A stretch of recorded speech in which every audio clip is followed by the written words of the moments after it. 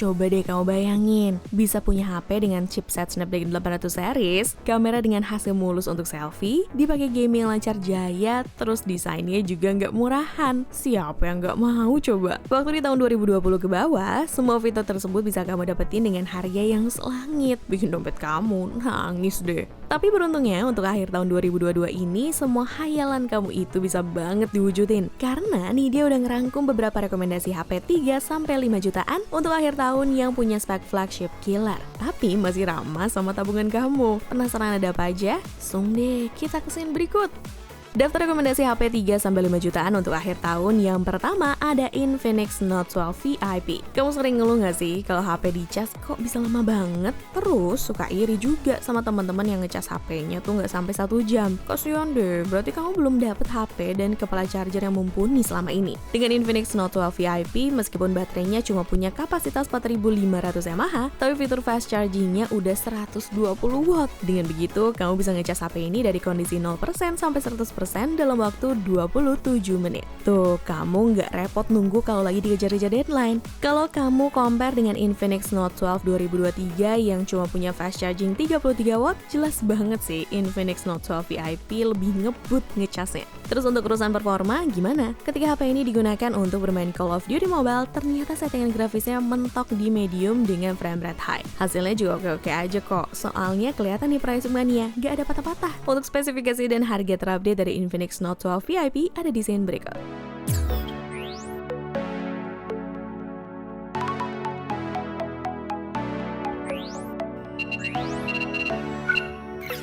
Buat rekomendasi HP 3-5 jutaan untuk akhir tahun selanjutnya ada Vivo T1 Pro 5G. Jarang banget gak sih kita lihat Vivo masuk ke dalam rekomendasi yang wajib kita intip. Soalnya yang ini dia tahu Vivo tuh suka pelit sama spek dan emang mau ngedepanin kamera aja. Tapi tidak untuk kali ini Ferguson. Dengan dibanderol 4 jutaan aja, kamu bisa nikmatin Vivo T1 Pro 5G seperti HP mid-range pada umumnya. Dengan chipset Snapdragon 778G dan dikombinasiin dengan RAM 8GB, Vivo T1 Pro 5G bisa ngasilin skor Antutu versi 9.3.8 hingga 543.791 poin. Udah gitu, kalau kamu masih belum puas dengan performanya, bisa banget extend RAM sampai 2GB. Selain nyediain ruang yang lega, gaming pun jadi makin mulus nantinya, karena bisa nikmatin RAM sampai 10GB. Waduh, ini sih main PUBG Mobile di smooth extreme bakalan gak nge-lag ya guys. Mau dipakai multitasking, charging, gaming sekaligus pun kayaknya HP ini masih adem-adem aja. Kok adem-adem aja sih? Emang gak bikin panas di belakangnya? Ya jelas enggak dong. Soalnya Vivo T1 Pro 5G juga punya fitur vapor chamber yang bisa ngurangin suhu HP hingga 12 derajat Celcius. Tapi ini dia juga mau ngasih saran nih, kalau emang kamu mau pakai untuk ketiga aktivitas tersebut secara bersamaan, sebisa mungkin HP-nya ada di ruangan yang dingin ya. Karena fitur vapor chamber sendiri juga bisa berfungsi dengan baik jika didukung dengan ruangan yang sejuk. Untuk spesifikasi dan harga terupdate dari Vivo T1 Pro 5G ada di scene berikut.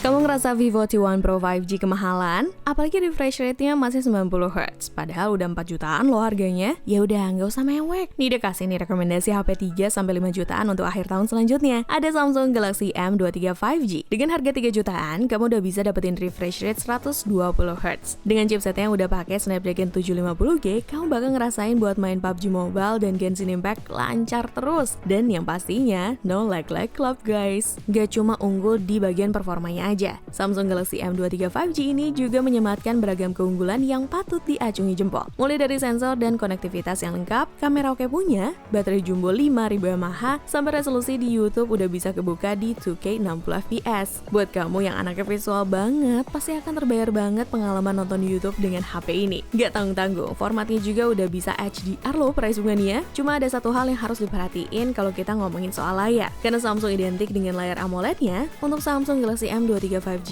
ini ada pengecualian ya, karena doi masih pakai TFT PLS LCD, yang artinya ketajaman warna dari layar HP ini masih rada kurang. Untuk spesifikasi dan harga terupdate-nya ada di scene berikut.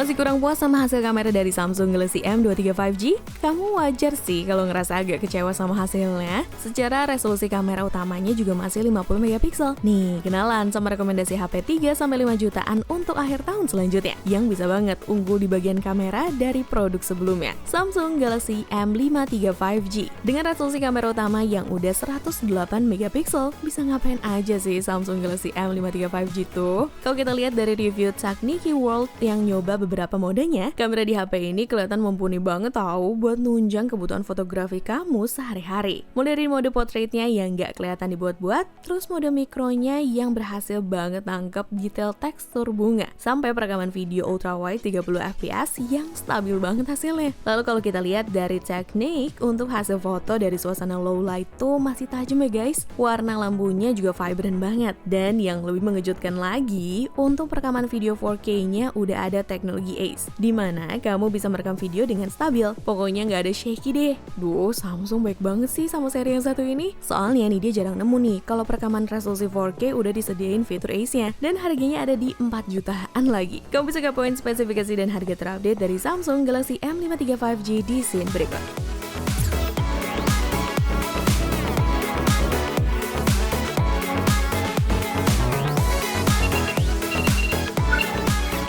Masuk ke rekomendasi HP 3-5 jutaan untuk akhir tahun selanjutnya, ada Realme GT Master Edition. Kamu mau HP yang baterainya awet? Terus kalau misalnya lagi dicas, HP-nya nggak usah pakai lama langsung penuh. Kamu datang ke pilihan yang tepat nih Price Book Mania. Pasalnya dengan chipset Snapdragon 778G 5G ini, Realme GT Master Edition bisa banget bersaing untuk masalah ketahanan baterai dengan HP yang menggunakan chipset Snapdragon 870 5G. Kita ambil contoh Poco F3 deh. Seperti yang bisa kamu lihat dari phone compatibility, Doi bilang kalau Poco F3 bisa menghabiskan baterai hingga sehari penuh. Sementara kalau Realme GT Master Edition bisa menghabiskan baterai lebih lama, yaitu 1,5 hari. Ini berpengaruh banget loh price boomnya dari proses fabrikasinya. Realme GT Master Edition memiliki proses fabrikasi 6 nanometer, sedangkan Poco F3 memiliki proses fabrikasi 7 nanometer. Walaupun beda 1 nanometer aja nih, ternyata efeknya bisa berjam-jam ya. Atau kamu justru mau pakai buat gaming dan multitasking sekaligus. Kalau dirasa-rasa RAM 8GB masih kurang, kamu bisa banget gunain fitur Dynamic RAM Expansion, dimana kamu bisa memperluas RAM mulai dari 2GB hingga 5GB. Kayaknya Realme emang serius banget dengan HP ini, supaya bisa dipakai gaming, multimedia, dan multitasking sekaligus. Untuk spesifikasi dan harga terupdate dari Realme GT Master Edition ada di scene berikut.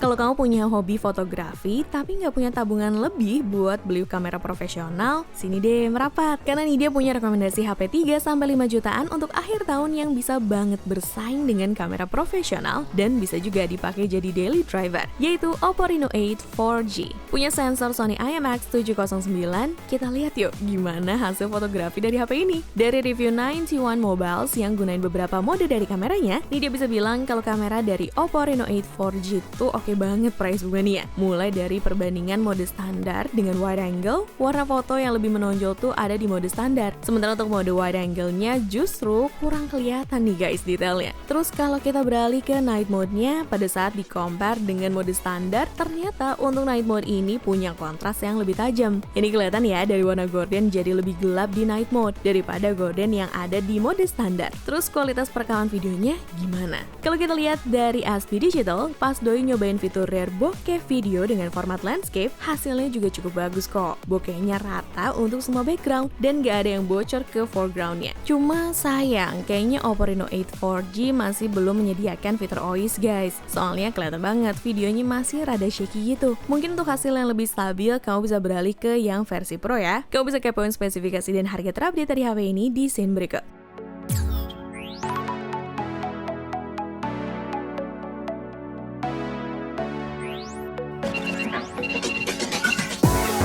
Udah cukup belum rekomendasi dari Nidia? Kalau masih kurang, tunggu dulu deh. Jangan berhenti dulu nontonnya. Karena masih ada satu produk lagi yang emang ngedepanin performa banget. Tapi jangan lupa buat subscribe dulu ya, supaya nggak ketinggalan video-video selanjutnya.